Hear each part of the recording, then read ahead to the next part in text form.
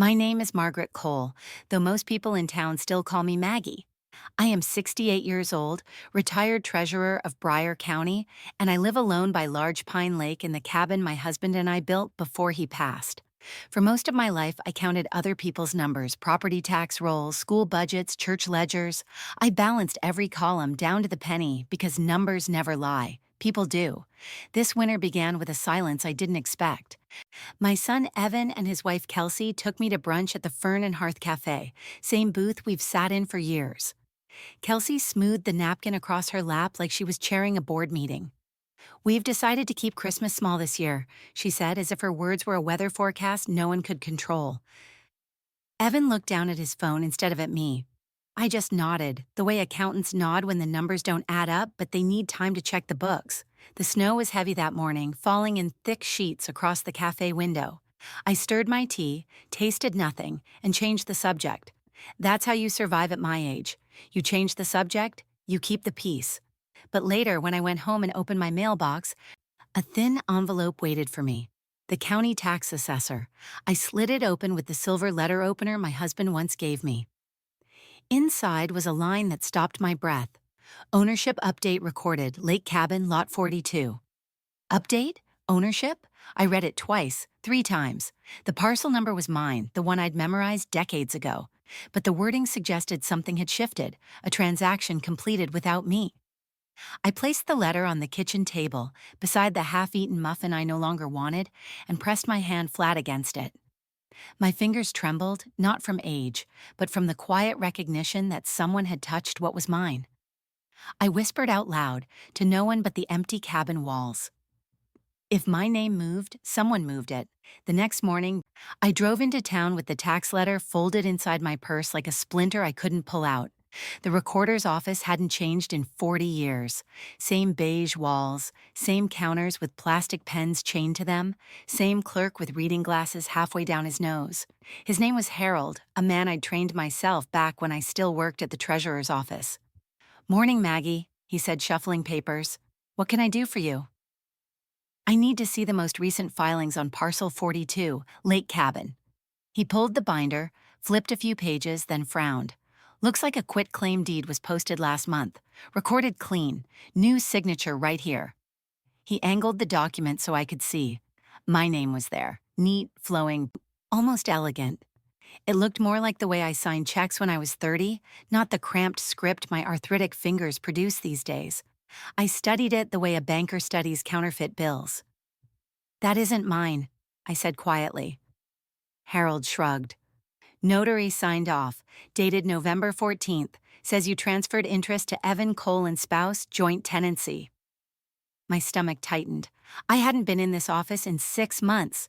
November 14th, I'd been home all day, snowed in, watching the Weather Channel because the power kept flickering. "Do you want a copy?" Harold asked. "Yes," I said, my voice firmer than I felt. He ran it through the copier. The machine hummed and spat out a crisp page that suddenly weighed more than a stone. My name, my cabin, my life's anchor, all shifted onto someone else's line. When I stepped outside, the cold slapped me awake. On the sidewalk, mothers tugged children in red scarves toward the bakery, and the Christmas tree lights blinked cheerfully across the square. I held the paper tighter. The world went on as if nothing had happened, but everything had. That evening, as I set the deed copy beside the assessor's letter, my phone buzzed. A text from Kelsey. "Mom, please stop confusing everyone. You told us we could help manage things. Don't make this difficult." I stared at the screen until it dimmed. Help manage things? I had never said those words, and if Evan had, he was lying to himself as much as to me. I poured myself a cup of peppermint tea, sat at the old oak table, and looked out at the lake turning black under the winter sky. For 40 years, that cabin had been my constant, and now, one slick signature threatened to erase me. I whispered again, this time louder, steady enough for the walls to hear. "The deed shows my name, without me." I decided not to text back. Words on a screen could be twisted, edited, deleted. I wanted their voices, their faces, so I drove into town the next evening and knocked on Evan and Kelsey's front door. Evan opened it with that hesitant smile he uses when he knows something is wrong, but hopes charm will smooth it over. Mom, we weren't expecting you. Kelsey appeared behind him, beige sweater, hair pulled tight, lips already pressed thin. Come in, she said flatly, as if it were an obligation. I stepped into their kitchen, warm with the smell of garlic bread, family photos framed along the walls. Only now, I noticed most of those frames were angled to show the children, never me. I set my purse on the table and pulled out the photocopy of the deed. Explain this. Evan swallowed. Kelsey crossed her arms. Mom, we talked about this. You said it was getting harder to keep up with the cabin paperwork. We offered to help. This is just a formality. I slid the page closer. This is a quitclaim deed. It removes me as sole owner. It isn't help, it's transfer. Evan rubbed his forehead. It's still yours, Mom. Ours, I mean. We're family. We'll take care of it. Did I sign this? I asked evenly. Kelsey's eyes didn't flicker. Of course you did. Don't you remember? My hand stayed steady on the table. No, I do not, and I don't forget signatures. The silence that followed was heavier than any argument. Evan tapped his fingers against his glass. Kelsey leaned back in her chair, voice smooth, rehearsed. Look, Maggie, you've been under a lot of stress since Harold passed. Everyone notices. Maybe you don't realize how forgetful you've been. Forgetful. There it was. The word they would use to erase me. Evan finally spoke. Mom, please don't make this harder. We're just trying to keep things simple. You'll still come up to the cabin. Nothing changes. I gathered the deed back into my purse, folded it neatly as though filing evidence. I stood. Something has already changed. You just don't see it yet. Evan's voice followed me to the door. Mom, don't turn this into a fight. I paused on the threshold, the cold air from outside mixing with the warmth of their kitchen. I'm not turning it into a fight, Evan. You already did that when you forged my name. His face went pale. Kelsey's lips curved into the smallest, coldest smile. I walked into the night without another word. Snowflakes stung my cheeks, sharp reminders that even silence leaves a mark. Silence is an audit that never loses count. The next days passed like a fog I couldn't shake. I woke each morning in the cabin, brewed my coffee, stared at the ledger books stacked in my study, and wondered how many other details had been shifted without me noticing. On Thursday, I found the first answer. Ruth Delgado, my neighbor across the lake and longtime bookkeeper for the Homeowners Association, stopped by with her usual basket of oatmeal bread. She looked troubled. Maggie, you should know, at last month's HOA meeting, Kelsey introduced herself as the cabin's new joint owner. She said you decided to step back from responsibilities. My chest tightened. She told the entire association? Ruth nodded. It's in the minutes. She even offered to head the winter maintenance committee since, quote, Mom's memory is slipping. I took the folder Ruth handed me. Sure enough, in black and white, there was Kelsey's name listed as joint owner, Evan as co-signer, under notes. Transitioning from elder parent to next generation. The words blurred.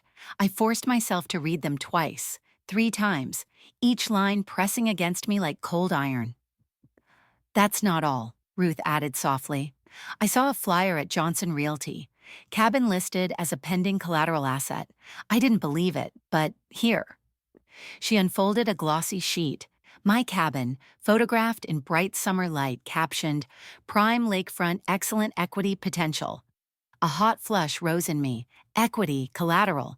I knew those words too well. They weren't planning to keep the cabin. They were planning to borrow against it. They think I won't notice, I whispered. Ruth reached across the table, her hand covering mine. They're underestimating you. That evening, I called Evan, straight to voicemail. I tried again the next morning. He answered, his tone clipped.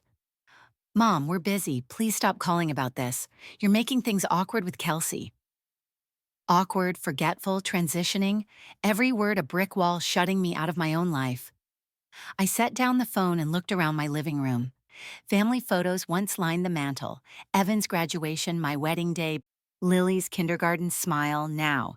After Kelsey's last redecorating visit, only 2 frames remained, both turned slightly away from my chair. By Saturday, the locks on the cabin had been changed. The spare key Evan always used was gone from the hook by the door. A note on the step read, "For your safety, Mom, we'll manage visits from now on." I sat in my car, the snow falling heavy against the windshield, my breath fogging the glass. Safety. That was the word they used to bury people alive. I drove to Ruth's house instead of back home. She poured me tea, set the HOA minutes between us again, and said, "They're painting you as the confused one. But you and I both know who balanced the books of this town for 30 years. I looked at the numbers, at the neat rows of lies. My fingers clenched. They didn't just move my name, they listed my memory for sale. The cabin felt different after the locks changed. The creak of the floorboards no longer sounded like welcome, but warning. I kept my coat on inside because the heater hadn't been serviced since Evan took over the bills. The air was cold, not from winter, but from absence. I tried calling again, once, twice. Evan replied by text, "Mom, please rest. Stress isn't good for you. We'll handle everything." No signature, no warmth, just a sterile dismissal written like a doctor's note. That evening, I heated a can of tomato soup, poured it into a chipped bowl, and sat alone at the kitchen table. The clock ticked loud enough to fill the silence. I lifted the spoon, tasted nothing.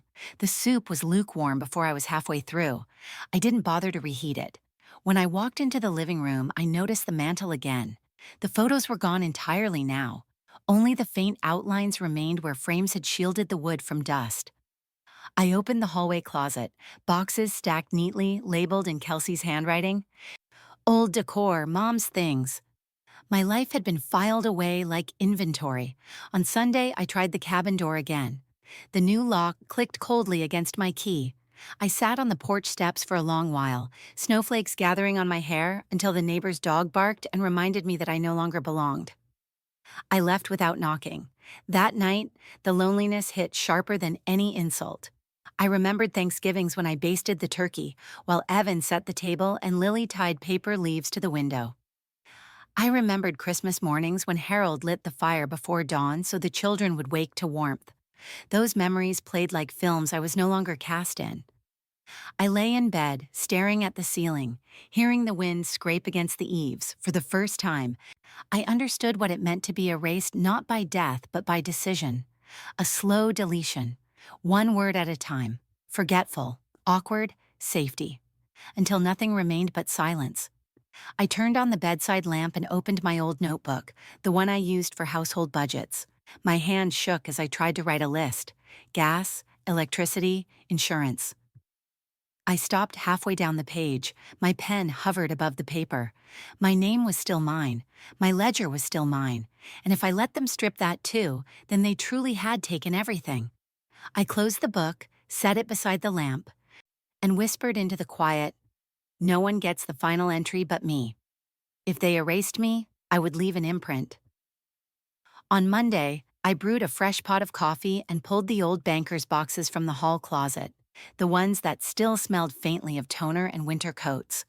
I cleared the dining table and laid out my life in rows: mortgage satisfaction, tax receipts, HOA notices, warranty deeds, and insurance riders. Paper doesn't shout, it simply waits to be read correctly. I opened the leather-bound treasurer's ledger I'd kept since 1979, the year we closed on the cabin. Harold's tidy block letters filled the early pages. Payments, check numbers, cashier stamps. My own handwriting took over after he died, smaller, stricter. Every entry balanced to the cent. I traced the embossing on the cover until the cold in my chest warmed into purpose. By mid-morning, Ruth knocked and stepped in without waiting for an answer, carrying a thermos and that watchful look bookkeepers wear when something refuses to reconcile. We reviewed the HOA minutes again, line by line. She pointed to a date. Notice the gap. They referenced a transition meeting that never actually happened. I circled it in red pencil. Gaps are where lies prefer to live. The front door opened softly. "Grandma?" Lily's voice, uncertain, then brighter when she saw me standing strong at the table. 14. All elbows and courage, a knitted cap pulled low and her phone gripped like a talisman. She hugged me hard, then looked at the papers with a seriousness that made me proud and a little sad. Children shouldn't have to learn this language so young. Mom says you're stressed, she began carefully. But I know you. You write everything down. I do, I said, and someone is counting on me not to. She glanced at the deed copy. Aunt Kelsey told the cousins you wanted them to have the cabin sooner than later. The words landed like gravel. Ruth sucked in a breath. I set the ledger in front of Lily. Here is the first check to the builder. Here is the closing receipt. Here is the last tax bill I paid. These are not opinions, they're timestamps. Lily nodded, lifted her phone. Grandma, I can help. At church youth group, Pastor Ben showed us how to keep record of service hours. It timestamps everything to the cloud. I could timestamp whatever you need. Ruth's eyes lit. Chain of custody in our own small way. We moved like a quiet triage team. Ruth scanned documents on her tablet. I read off numbers and dates. Lily created folders labeled in neat, impatient caps. Deed, ORIG, Tax, HOA, Notary. When she needed a title, she asked me twice to ensure precision. My granddaughter learning the grammar of proof. After lunch, we drove to town. The notary whose seal sat on the quit claim worked above a shipping store near the pharmacy. The bell jingled when we entered. He wore a tie too cheerful for December and a smile that faltered when he saw the ledger and my right hand, knuckles knotted by years of arithmetic and winters. I asked for a copy of his journal entry for November 14th. He glanced at Ruth, then at Lily's steady camera. Ma'am, we don't usually... You verified my identity, I said gently. Then you will have no problem verifying it again. He produced the journal at last. The signature in his book matched the elegant forgery on the recorder's copy. But the ID number he'd written down wasn't mine. It was an expired license from 5 years ago, reported destroyed when I renewed at the DMV. I watched his throat work around the mistake. Who brought you the document? I asked. He hesitated. Ruth clicked her pen once. Lily's thumb hovered over the screen. A relative, he said. Pre-signed. The word landed with the dull thud of a gavel. I thanked him for the copy, paid in cash, and walked out into the sharp, bright cold with the page tucked under my arm. We stood on the sidewalk for a long breath, the three of us, watching our exhales bloom and vanish like small white flags. That's enough to start, Ruth said. It's enough to finish, I replied, feeling the cabin's weight shift back toward me, inch by steady inch. Lily slipped her arm through mine. Grandma, if they try to say you forgot, we'll show them what remembering looks like. I squeezed her hand. We will. We won't raise our voices. We'll raise our receipts. By Tuesday, my dining table looked less like a home and more like a command center. Papers were stacked in labeled piles, each clipped tight, corners squared. The air smelled of ink and peppermint tea. Numbers lined up before me like soldiers waiting for orders. For the first time since this all began, I felt like myself again. Not a confused old woman, but the treasurer who once balanced an entire county's books with nothing more than a pen and persistence. Ruth came over at 10 sharp with her notepad.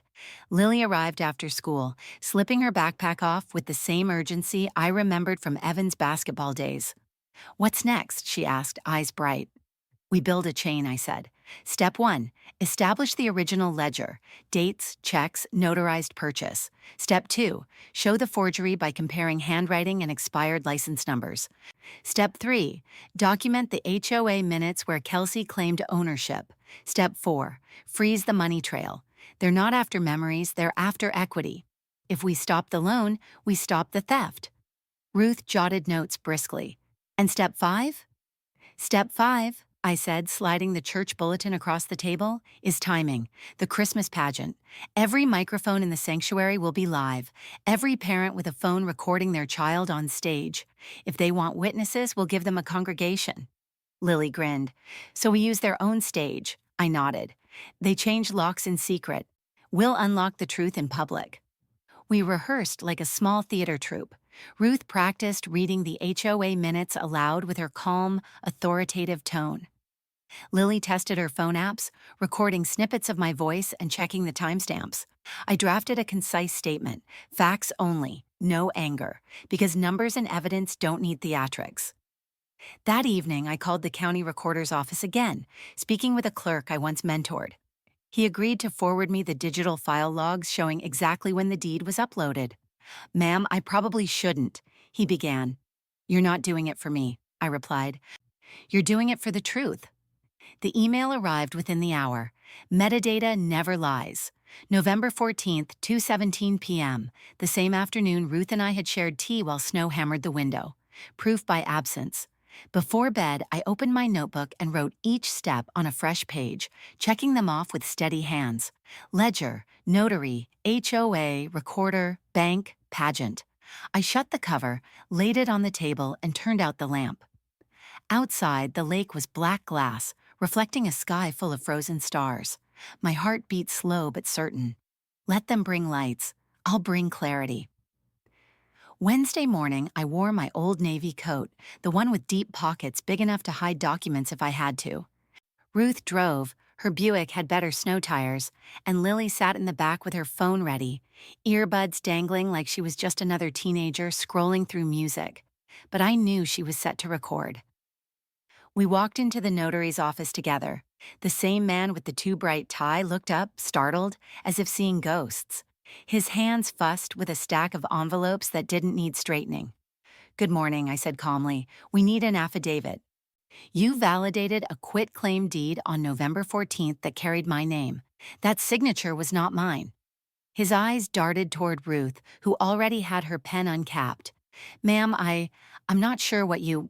I placed the treasurer's ledger on the counter, open to 1979. This is my hand. Tight, compressed, same from year to year. Look at November 14th. My arthritis had me home all day. I never left this cabin. And the license number you recorded is an expired card reported destroyed. So either I traveled back in time, or someone presented a pre-signed forgery. Lily's phone chimed softly, time-stamping every word. His shoulders sagged. I shouldn't have accepted it. She said you signed at home, that you didn't want to drive in the snow. Who is she? Ruth asked evenly. He swallowed. Your daughter-in-law, Kelsey Cole. The name landed heavy but expected. I nodded once. You will put that in writing, today. Reluctantly, he drafted the statement, date, details, his admission that Kelsey had presented a pre-signed form with an invalid ID. Ruth signed as witness. Lily recorded him reading it aloud. By the time we walked out, I had 3 forms of proof: ledger consistency, affidavit, and audio. We stopped at the UPS store, scanned everything, and emailed the files to my attorney of record. Then we drove to the county office. Harold, still behind his counter, blinked when I slid the affidavit across. This is serious, Maggie. It's theft, I corrected. File it. He nodded grimly and made a copy for the recorder's log. The paper slipped into the machine with a whir, every inch pulling me closer back to ownership. That evening, I set the affidavit in a fire-safe box beside the original ledger. Lily curled on the couch, scrolling through her phone while Ruth brewed coffee strong enough to keep us steady. Grandma, Lily said softly, what if they come after us for this? They already did, I answered. This is us coming back. Ink dries. Truth doesn't. Friday night was the Christmas pageant rehearsal at First Baptist, and I knew Kelsey wouldn't miss it. She'd promised the women's committee she'd help decorate the sanctuary, parading around as though she already owned the place. Ruth parked the Buick under the maple tree. Lily tucked her phone in her sleeve, camera rolling. Inside, the sanctuary smelled of pine garland and melted candle wax.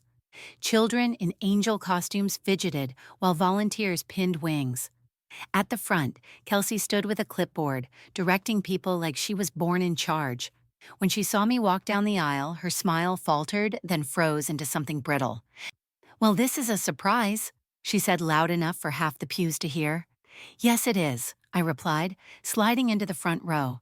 I held my purse like a shield, but inside was the affidavit box, copies layered and ready. You weren't expected tonight, she added, her voice tightening. I suppose I wasn't expected to see my name on a quit-claim deed either. My words rang against the stone walls. Several heads turned. Kelsey flushed. This isn't the time or place. Then you should have thought of that before dragging my name to the courthouse. I opened the folder. Ruth stood reading aloud. Affidavit by James Porter, Notary Public, dated November 14th, confirming he accepted a pre-signed form from Kelsey Cole while knowing the ID was expired. The sanctuary went quiet except for the rustle of paper wings. That's ridiculous, Kelsey snapped, stepping forward. She's confused. Everyone knows she's been forgetful. Funny, I said. My ledger from 1979 still matches my hand today, and now I've got a sworn statement, audio recording, and 3 witnesses here. I gestured to Ruth, to Lily with her phone raised, and to Harold who had slipped in from the back pew. He'd called earlier, said he wouldn't let me stand alone. Gasps rippled through the church. Someone whispered, "Is that true?" Another muttered, "Forgery is a felony." Kelsey's lips trembled, but she forced a laugh. "This is slander. She's staging a show because she wasn't invited to dinner last month." "No," Harold said firmly, stepping into the aisle. "This is county record fraud, and I've already flagged the deed." The pastor hurried forward, hands raised. "Please, not in front of the children." But it was too late. Every parent, every child actor, every committee member had seen Kelsey's mask slip. I closed the folder, looked her straight in the eye, and said, "You erased me once on paper, but tonight the whole town knows whose name never left the deed." Kelsey dropped her clipboard, and the sound cracked louder than the church bell, because what came next wouldn't stay within these walls. By Saturday morning, the whispers had spread faster than snow melt down Main Street. At the diner, I felt eyes follow me from the coffee urn to the register. Some nodded encouragement, others just wanted more gossip. But when I got home, the real blowback began. 3 envelopes were jammed in my mailbox, each sealed in a hurry. The first was a handwritten note. "Old women shouldn't stir up trouble they can't finish.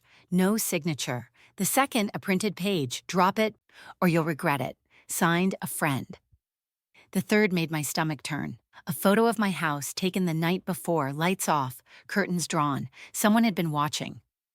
I set the envelopes on the kitchen table, careful not to smudge fingerprints. My hands shook, not from fear, but from anger. They wanted me rattled, silenced. Instead, I reached for the phone. "Detective Harris," I said when he answered. He'd been Harold's contact at the station back when Harold still worked part-time as a courthouse clerk. "Mrs. Carter, I've been expecting your call," he replied. His voice was steady, clipped. "Harold filled me in. Bring the notes down here. We'll log them as harassment." "Harassment," I said. "Forgery, intimidation, threats. I want it all recorded. She thinks she can scare me back into silence." He paused. "We'll take it seriously. And for your safety, I'll swing by tonight myself." Side character Hashi, too, had entered the stage, and this one carried a badge. That evening, true to his word, Detective Harris parked his cruiser at the curb. His presence alone shifted the air.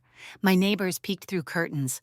I invited him in, spread the envelopes across the table beside my ledger and the affidavit copies. He examined them with gloved hands. "Amateur scare tactics," he muttered, "but the photo of your house that crosses into stalking, we'll trace it." I exhaled slowly. The fear in my chest began to thin, replaced by the steel I thought I'd lost. "She underestimated me," I said. "She underestimated the law," he corrected, "and the law's about to catch up." At that moment, the phone rang. The caller ID flashed private. Harris gestured for me to put it on speaker. Kelsey's voice hissed through the line. "You think you've won, old woman? You've only embarrassed yourself. That ledger, those papers, they'll never stand in court. Drop it now, or I'll make sure you regret every breath you've got left." I leaned toward the receiver, my voice steady. "Funny, Kelsey, you forgot something. Threatening calls can be recorded." Harris tapped his phone, nodding. "Got it," he mouthed.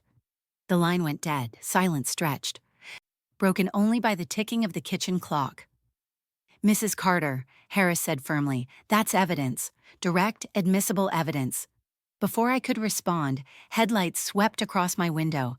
2 cars pulling up, doors slamming. Kelsey wasn't finished, and neither was I. The headlights froze me in place. Harris's hand went to his holster out of instinct, though he didn't draw. Through the curtains, I saw 2 figures step out of a sedan, their breath fogging in the cold. One carried a box, the other, Lily. She hurried up the steps, waving. "Grandma, it's me." I opened the door, relief washing over me, but Harris motioned for caution. Lily held up the box like it was treasure. I found something. Inside were 3 spiral notebooks, their covers faded, pages swollen from years of attic damp.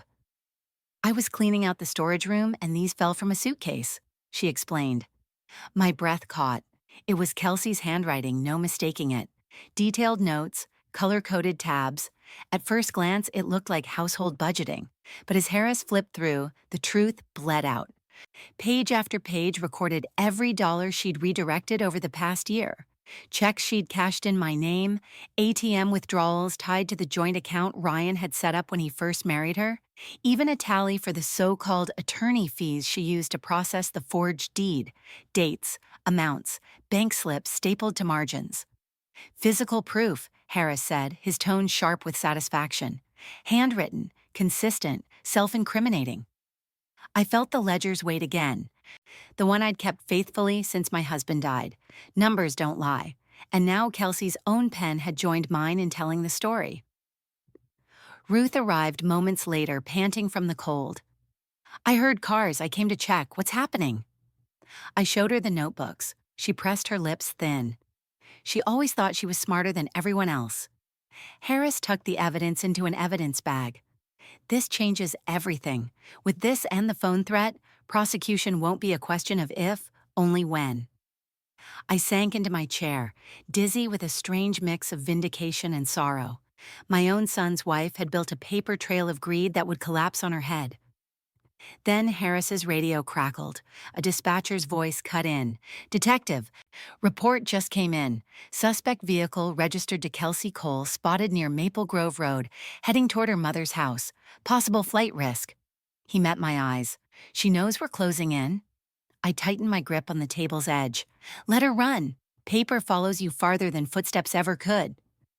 But before Harris could respond, Lily's phone buzzed with a new message, a video clip. She gasped, turning the screen toward us. It was Kelsey, filmed in her car, eyes wild, saying one chilling sentence, "If I go down, I'm taking your son with me." The video of Kelsey's wild eyes replayed on Lily's phone until Harris ordered it secured as evidence. "If I go down, I'm taking your son with me." Her threat curled like smoke in my chest, but I didn't flinch.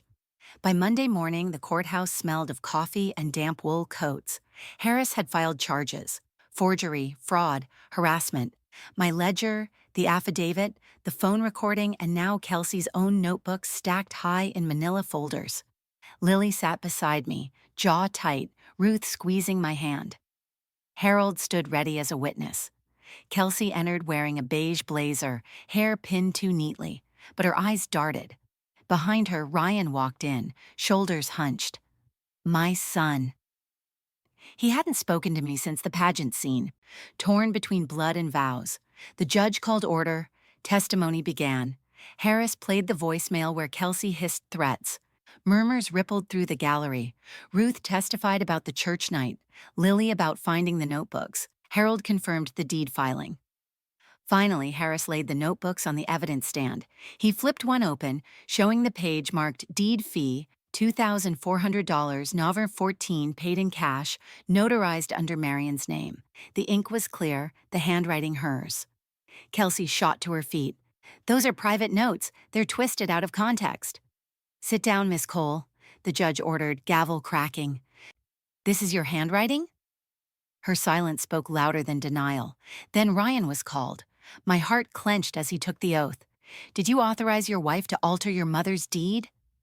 He looked at Kelsey, then at me. His voice broke. "No. She told me Mom was giving us the property voluntarily. I wanted to believe her, but I see now I was wrong." Kelsey hissed, "Ryan!" But he faced the judge. "She betrayed my mother. She betrayed me." The courtroom stilled. It was over. The judge leaned forward. "Forgery and fraud supported by multiple proofs. This court orders the deed nullified. Ownership restored to Marion Carter. Charges to proceed to criminal trial." My knees almost gave, but Ruth held me up. As bailiffs approached, Kelsey twisted, shouting, "You'll regret this, all of you." But her voice was swallowed by the clang of handcuffs. The same sound echoed through every betrayal she'd written in her notebooks. Ryan turned, tears in his eyes, whispering, "Mom, I'm sorry." Before I could answer, Kelsey was dragged past us, her glare burning into my skin. But the law had the final word, and she couldn't claw her way back. When the gavel fell, I felt years of silence lift from my chest. The deed was mine again, but more than that, so was my dignity. Ryan came home that night, not as a boy begging for comfort, but as a man who finally saw the truth.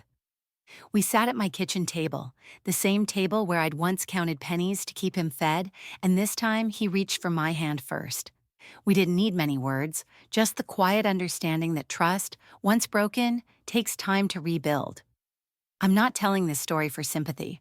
I'm telling it because women like me get erased too easily, penciled out of lives we once built. But sometimes, with a ledger, a voice, and a little courage, we remind the world we're still here. If you've listened this far, thank you. Tell me in the comments, what would you have done in my place? And don't forget to subscribe to Revenge Stories U60 USA because stories like mine deserve to be heard.